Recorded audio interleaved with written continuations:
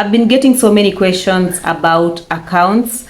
Guys are asking me how to go about opening an account, and I thought it's best for me to just do a video and explain how you're going to go about opening any account. And when I say account, we're talking about content writing accounts, transcription accounts, chat moderation accounts, as well as survey accounts. And just as a caveat, most of these accounts are location sensitive, meaning you're not going to be able to open them when you're in certain locations. But in this video, I'm going to explain how to navigate that. So I'm hoping that by the time this video ends, you're going to be able to know how to navigate these accounts and also know the documentation that you're going to require in order to be able to open any of these accounts. So without further ado, let's get started.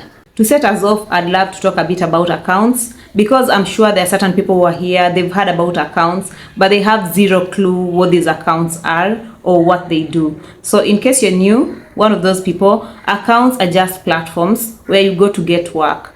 And like I've said, you have different accounts. So if you're working as a transcriber, you can go to a transcription account and get transcription jobs. And once you work on them and they're good quality, you get paid for that. The same thing applies for chat moderation accounts, content writing accounts, and any other account that is out there. So basically, you're just going to go there and offer your services. And if your services matches whatever it is they're looking for, they're going to pay you for that. Now, with that said, we have different kinds of accounts, and I'm going to use maybe one or two examples to guide you through what the process looks like. So remember, I mentioned that most of these accounts are location sensitive, meaning you're not going to be able to open them from certain locations, and let me just say restricted areas. For example, you'll find that an account like Vablio only works with people from the Americas, or let me say the United States. So if you're from any other location, you're not going to be able to open the account because of that restriction. And the same thing applies for other accounts.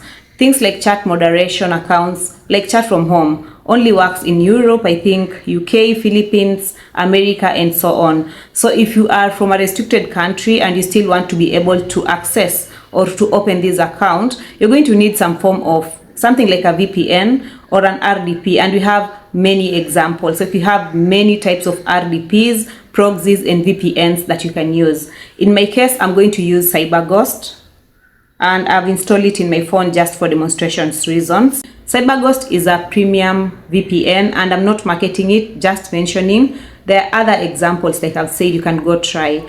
So as you can see on my screen, you're able to choose the location that you want to be in. Like in this case, it's in United States. But if I want to change that, I can just click there and pick the country or the city that I want to be in. So it's taking a while to load, and you can see we have many other different options. You can use the search button to find the country that you want to stream from. So for my case, I've chosen United States and it's loading. Okay, now you can see that my location is now Miami, United States. Then I'm going to go straight to the account that I want to open. Like in this case, if I want to open Vablio, I'll just search for Vablio, saying about this page. Okay, I'm not a robot. Let me open the account. And now this is the Vablio account. I'm gonna scroll all the way down. We have this option, join our team of writers. I'm gonna click on that, scroll down a bit. And this is what I was talking about. You'll realize that the account has some set of restrictions. Like in this case, they're saying, do you have what it takes? Vablio writers are talented, whatnot. And then you'll need to have impeccable grammar. That's the first requirement. Strong research skills, show-stopping content writing chops, and understanding of modern content marketing, which I'm assuming you already have, because you cannot work in these accounts and be successful at it if you're not good at what you do. So definitely you need to have these skills first. Then they have more requirements. They're saying a professional and collaborative communication style, 18 years. And then lastly, United States citizenship and a valid social security number. You see, one of the things that locks you out is exactly this. And that's why I always emphasize, if you do not have this documentation and you have somebody who lives in the United States or these countries and they have these documents, then you can just have them open it for you. Otherwise, if you have this documentation, then you can just proceed and click this part, so much so it's uncanny.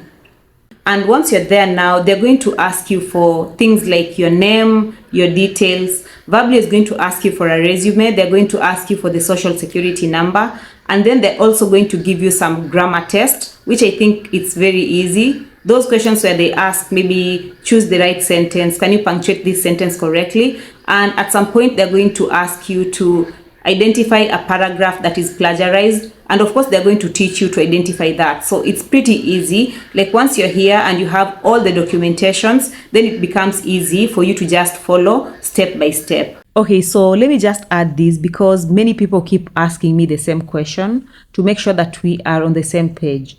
In case a friend or a relative is opening an account for you and they are in the United States, they're going to use their details, meaning their emails, their resume, their social security number, their names, and whatnot.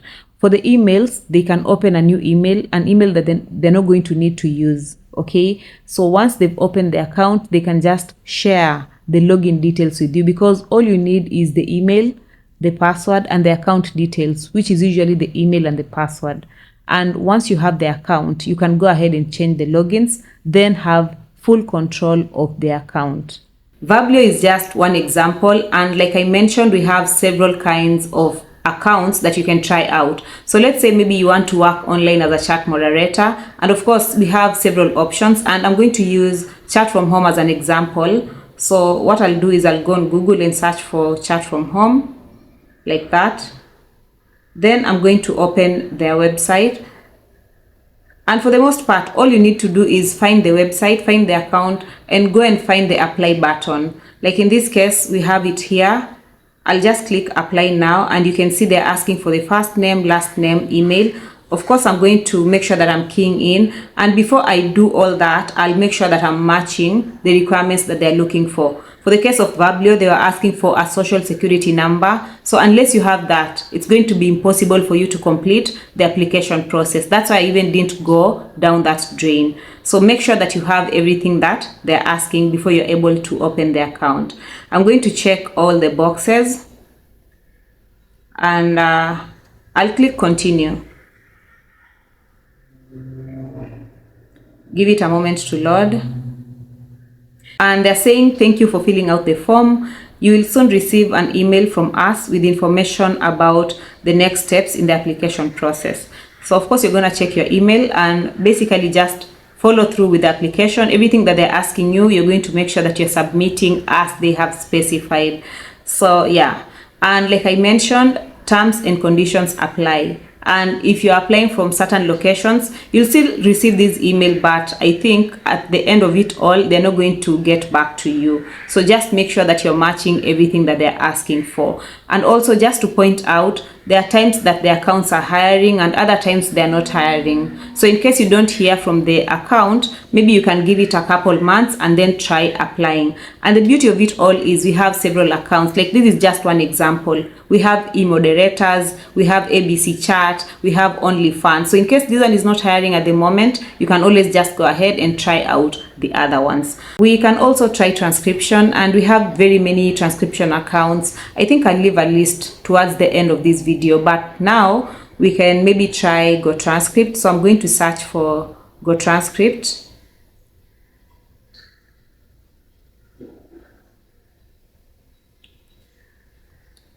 Open there. They're saying transcription jobs, enjoy flexible remote work, earn up to $1.75 a minute. So of course you can just click the apply now button, and they're asking for me to select the language, and just click on here and pick the language that you speak. And sometimes you'll realize that maybe they're not hiring English transcribers or they're not hiring Arabic transcribers. So you can just find a language that you speak. So take note of that. If they're not hiring English transcribers at the moment, again, you can keep checking later on. So in this case, maybe let's click English because we are English speaking country, Kenya. And I'm going to click apply now English. And you can see down here, they're saying we are currently not accepting new English transcribers. So if I know other language, maybe Kiswahili, I can come and try maybe changing the language and pick maybe Filipino, Swahili, and whatnot. So let me say maybe French. I can try that as well. They're saying apply now French. Help us meet the growing demand, French transcription, apply today. And you see that option is open. So you can just go ahead and fill out the blanks. Something else to add, most of these accounts, when you're applying, they're going to give you some sort of test at the end. So like if it's a content writing account, they're going to give you a blog post to write. If it's transcription, they're going to give you a file to transcribe. So make sure that you know what you're doing, or the person who's applying knows what they're doing. Otherwise, the application won't go through. The process of opening an account is pretty straightforward. Like, as long as you have all the requirements, you have all the documentations that they're asking for, you shouldn't have any problem opening an account. It's pretty straightforward, and I mean it. Like, they're going to ask you for your name, they're going to ask you for your email address, sometimes they'll ask you for a resume, sometimes they'll ask you for your driving license, or they're going to ask you for your social security number. Now, the biggest issue that most people face, especially in places that are restricted, is that when they ask for those details, we don't have, so we are not able to follow through. And in other cases, maybe you are not using an RDP, you're not using a VPN, and they can clearly see that you're applying from a restricted area, which makes it very hard for you to like open the account. So as long as you have all the requirements, you shouldn't have any problem opening the account. I know I'm heavy on having someone in the United States or the UK or Canada open the account for you, but let's face it, sometimes they're busy, or maybe they don't know how to go about it. So in that case, you can have them share their personal details with you so that you can open the account yourself. Let them share the SSN number, let them share the driver's license, or whatever it is the account is asking. Then you can use those details to open the accounts. And again, make sure that you're using their details, not yours. Another option, and I'm not recommending these whatsoever, is to buy the fulls. Like, there are people who create these information, they create these details, so you can go ahead and buy and try to use those. Again, I'm not recommending, they rarely work. If they do, but again, I've seen people using those, so I'm not recommending that, but it's also another option. Also, I just need to point out that these accounts are not always hiring like all year round, so you can check today. If they're not hiring, you can always go ahead and try out other accounts. Now, the reason why most of us end up buying these accounts, like you see people say, I'm buying this account, I'm selling this account, it's because most of us are not able to open the account. Like you've seen, when I opened Vablio, they said you need to have a valid social security number and you need to be an American citizen. So maybe I don't have those details, and I don't have somebody in the US or the UK to open the account for me. So at the end of the day, the only way for me to access that account is through buying, and that's why most people end up buying those accounts. And I always emphasize that buying an account is very risky. In as much as it can serve you, at least it did for me, it can serve you for a while, but then again, just keep in mind that it's not a long-term solution. Buying an account is never a long-term solution. But if you want money to pay your bills, if you want money to offset your debts, then you can go ahead and buy one. But just know it's not a long-term solution. If you want to work online as a content writer, transcriber, or if you want to thrive in the online space for the longest time, then you need to know how to brand yourself, and you need to know how to cold pitch, essentially. Just a few questions that people always ask me. Number one, if a person opens the account for you, are they going to need to pay taxes? The answer is yes. As a freelancer, filing taxes is your sole responsibility. And especially if this person is in the US and the UK, yes, you have to file the taxes. So in the share that you're getting, please set aside some money for taxes.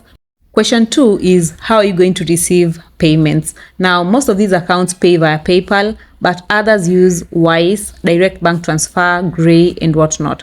So it will depend on what the account is using. Like, you have no control over that. And in terms of receiving payment via PayPal, you can use your PayPal or you can use your person's PayPal. It all depends on you. Personally, I used to use my PayPal, but I would just attach the account's email on my PayPal so that when money comes, it straight away reflects on my account. So that's that for today. You can go ahead and try opening the accounts, especially if you have a relative. Ask them to open the account for you, and let's see how it goes. So I'll see you in the next one, I guess. Bye-bye.